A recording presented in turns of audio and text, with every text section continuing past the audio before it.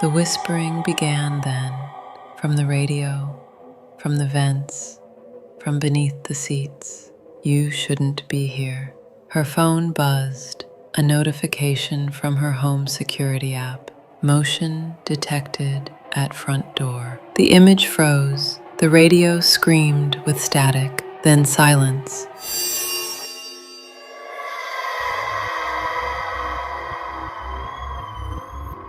You are listening to the Fearcast.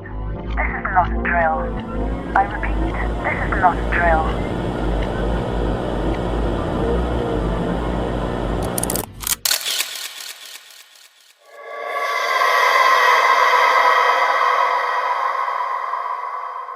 It was supposed to be a quiet drive home. Jenna always avoided the old Whitlock cemetery, taking the long way just to stay clear of its crooked iron gates and rotting statues. But tonight, traffic was backed up for miles, and the shortcut was tempting. She hesitated at the turnoff, the cemetery barely visible under the shroud of fog. With a deep breath, she turned onto the graveyard road. Her headlights cut through the mist, revealing cracked pavement and leaning headstones. She told herself it would only take 5 minutes to cross, 5 minutes to save 30. Halfway through, her car radio sputtered into static.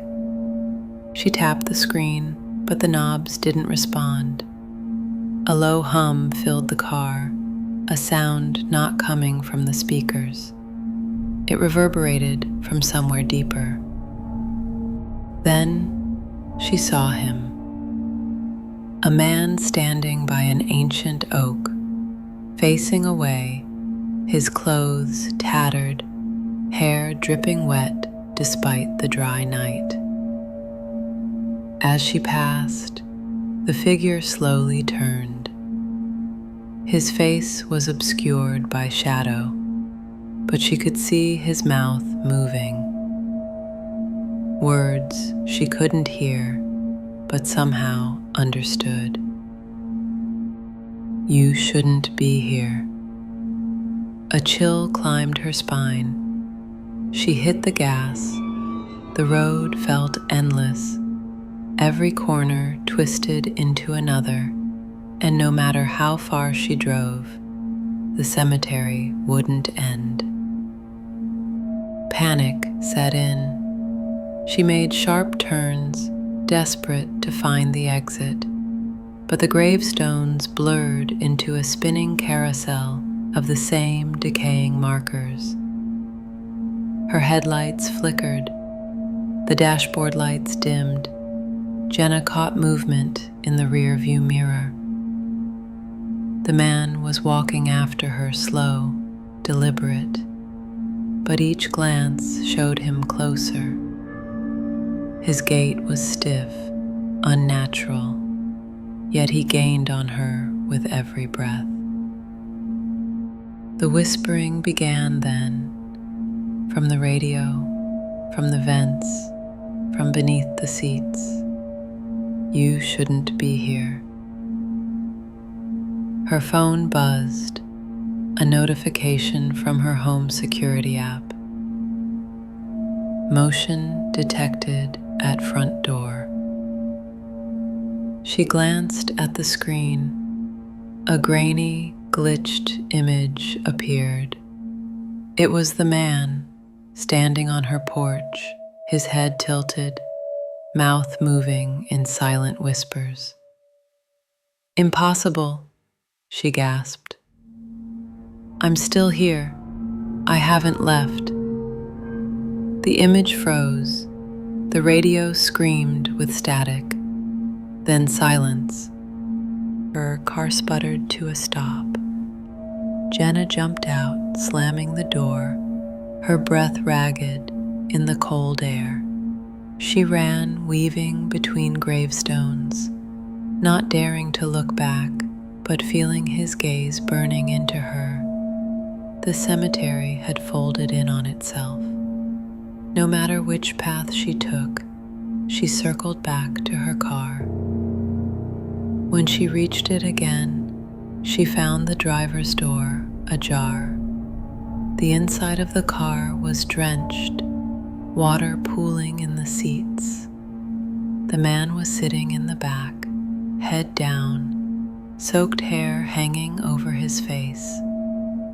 Jenna backed away, trembling. "What do you want?" The man slowly raised his head. "You shouldn't have come."